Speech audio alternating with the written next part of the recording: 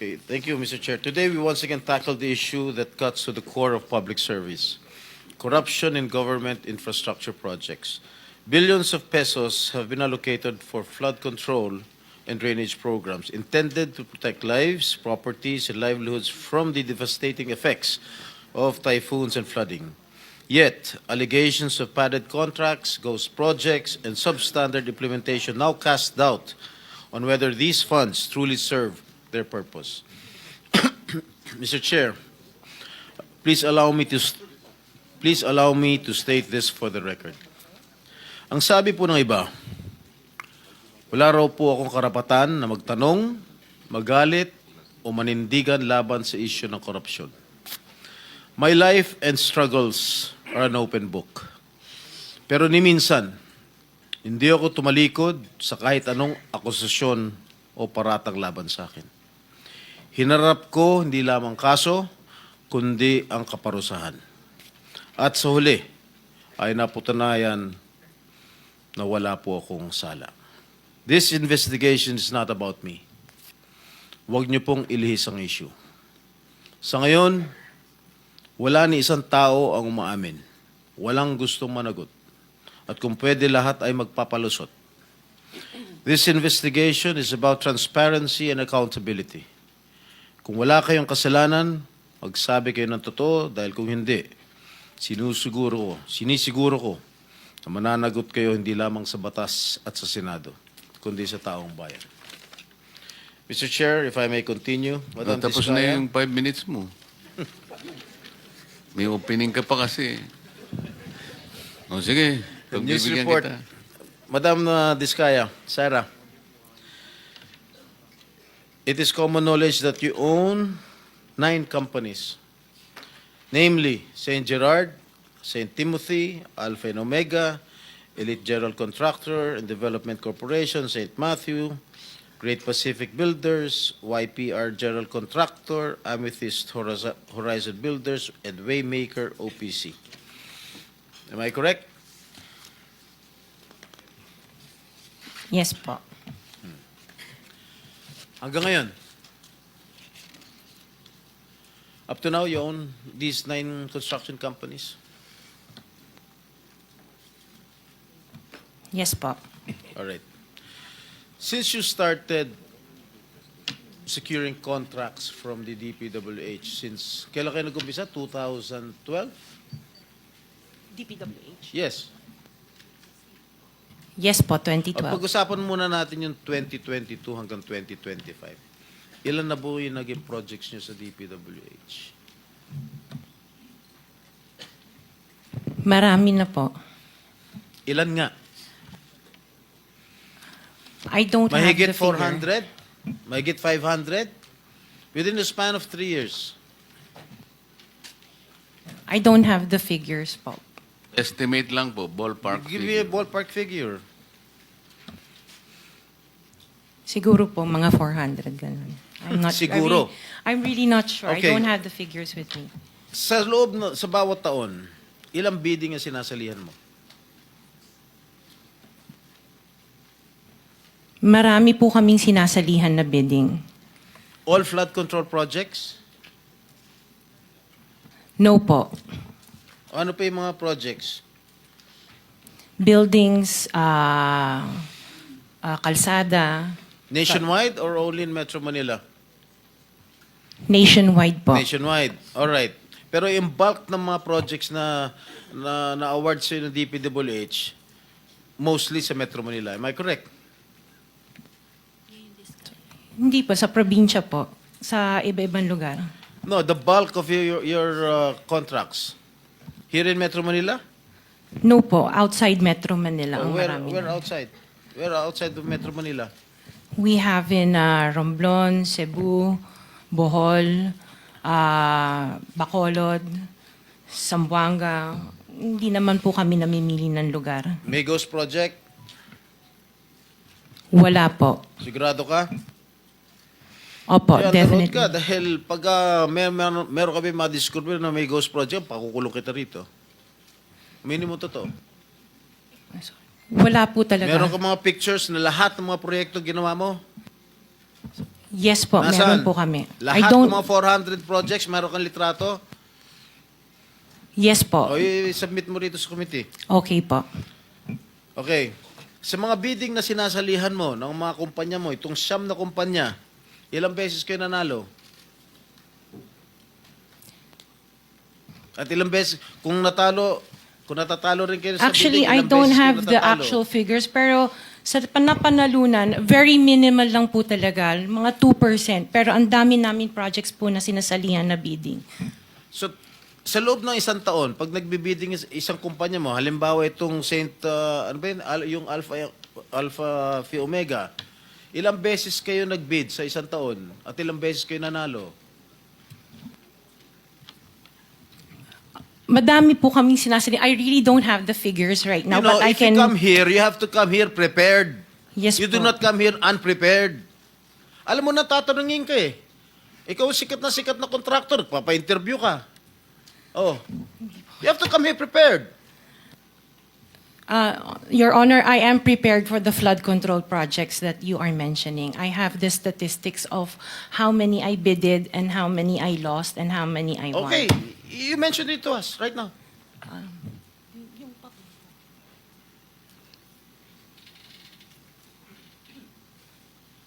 You are asking her to relate the 400. No. Parang mahirap naman yata. Hindi. 400. In 2022, I bidded for 491 projects. This is just for the flood control, Your Honor. How many projects for 491. 191? 491. I joined the bidding. Po. Oh. This is in 2022. I only got 71 projects from the 491 na sinalinan ko po. 71 only. How many companies? Itong This is siyam? just for Alpha and Omega Oh, po. what about the other companies? What about the other 8 remaining companies that you own? I don't have the statistics Oh. for that because I was only called as Alpha Wait, and Omega. You admitted earlier when I asked you if you own these 9 companies and you answered in the affirmative. Right now I'm asking you kung ilan yung 71 flood control projects na napanalunan ninyo. Now you're only speaking in behalf of Alpha Phi Omega.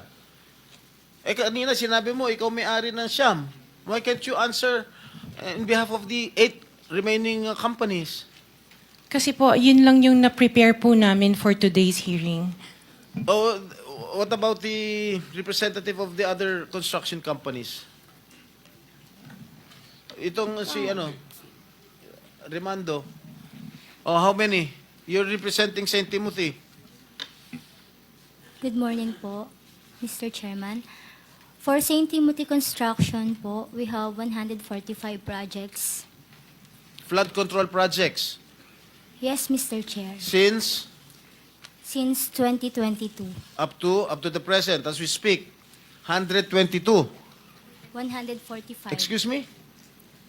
145, Mr. Chair. Napanalunan, ang na-award sa inyo, 145 flood control projects. Yes, Mr. Napanalunan nyo yan. Yes, Mr. Chair. So, all in all, dun sa 8 companies, ilan? Dun sa 9 companies, hindi nyo alam? Out of the 400, maybe, who can answer my question from the DPWH? Maybe they have the records there. Mr. Chair, with the Just indulgence for of the the record- SP Pro Temp, Yeah. Yes, Senator Risa. kaugnay nung pagtatanong ni SP Pro Temp sa ngayon, gusto kong makapag-flash ng screenshot po nung siyam na calling cards, nung siyam na kumpanyang iyon. Calling card po ni Mr. Curly Discaya, na asawa po ni Ms. Discaya. So, mag-asawa po, dapat alam po nila in greater detail itong mga kumpanyang ito. Ito po, Mr. Chair, SP Pro Temp. Siyam na calling cards nung siyam na kumpanya, lahat sa pangalan ni Pacifico o Curly Discaya. So dapat po mas alam po, both ni Ms. Sara Discaya at Ms. Roma Discaya Rimando, ang mga detalye na tinatanong ni SP Pro Temp. Salamat, Mr. Chair at SP Pro Thank you, Temp. Senator Risa. Okay, for the record, yung may-ari ng St. Gerard Construction. Nandun yung pangalan ng asawa mo, Pacifico Discaya. Okay? Doon sa St. Timothy, sino may-ari ng St. Timothy? Ikaw si Remando, no? Kamag-anak mo si Discaya, correct? Sabi mo, pamangkin mo. Tama? And who is this Maritoni Miligrito, the owner of Elite? General contractor. Who is this? Answer. Pinsan ko po, Mr. Chair. From the left pocket to the right pocket. St. Matthew. Nandito yung asawa mo, Pacifico Discaya. Great Pacific. Oh, ikaw, nandyan ang pangalan mo, oh. Si Sarah Rowena Discaya. Kaya hindi mo mapapagkaila, eh. YPR General Contractor. Nandito rin ang pangalan mo. Miss Sarah, alam mo, huwag ka magsisinungaling, ha? Amethyst Horizon.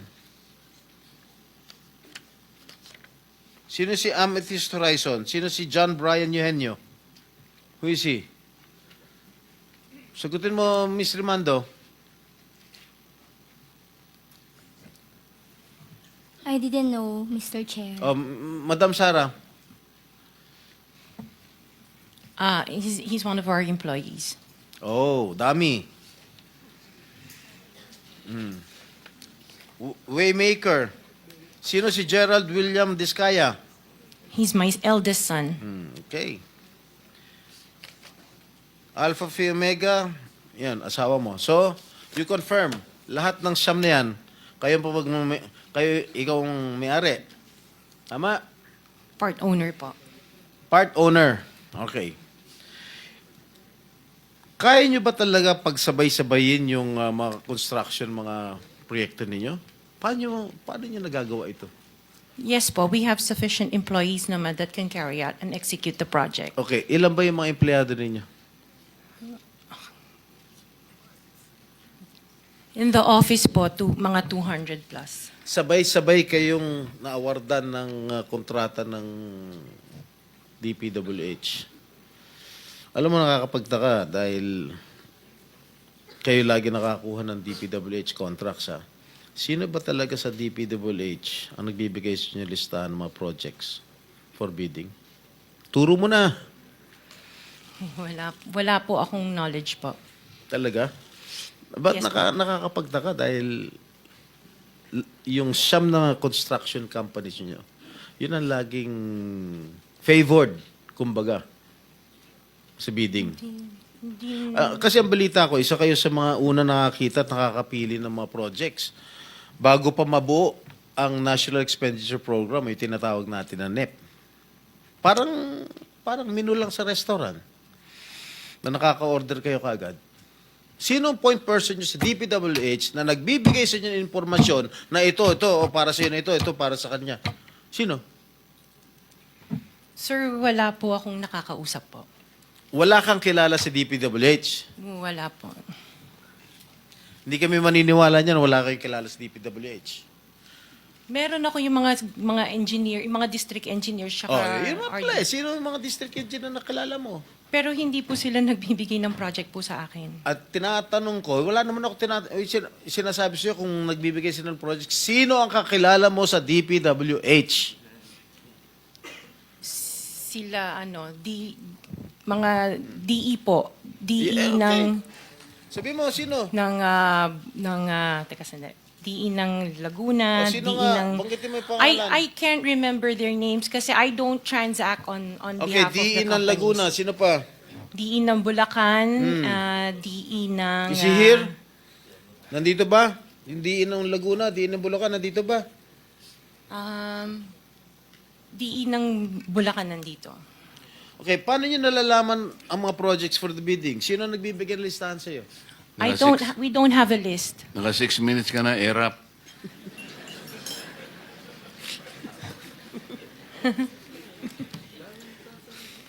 Okay, I don't have a list po. Interjection, Mr. Chair, with the permission of the SP Pro Temp. Okay. On On the DPWH na binanggit po niya, Mr. Chair.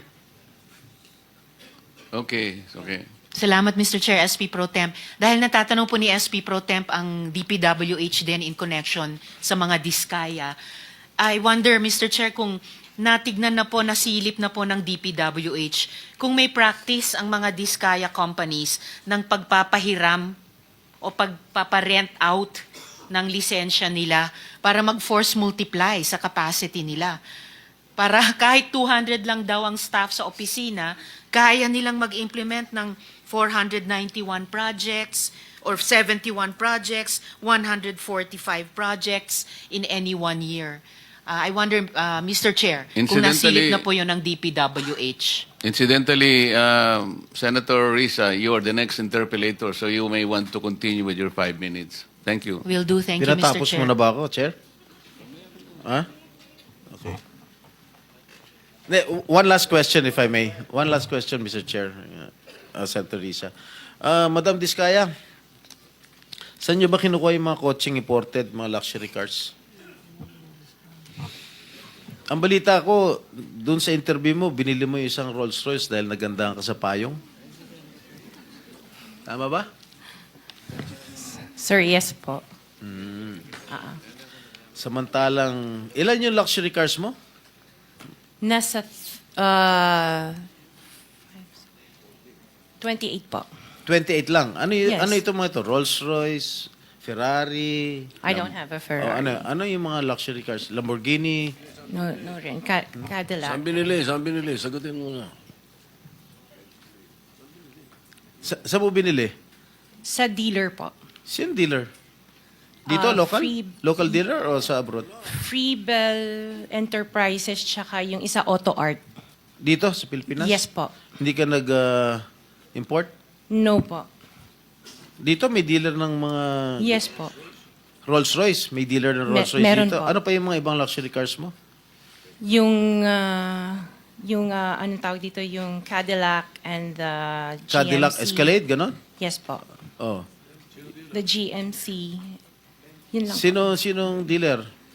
I mentioned earlier Freebell Enterprises and Auto Sa Art. lahat ng kotse mo, yun ang mga dealers mo. Dalawa lang sila Dalawa po. yung dealers mo. Yes what, po. what other luxury cars do you own?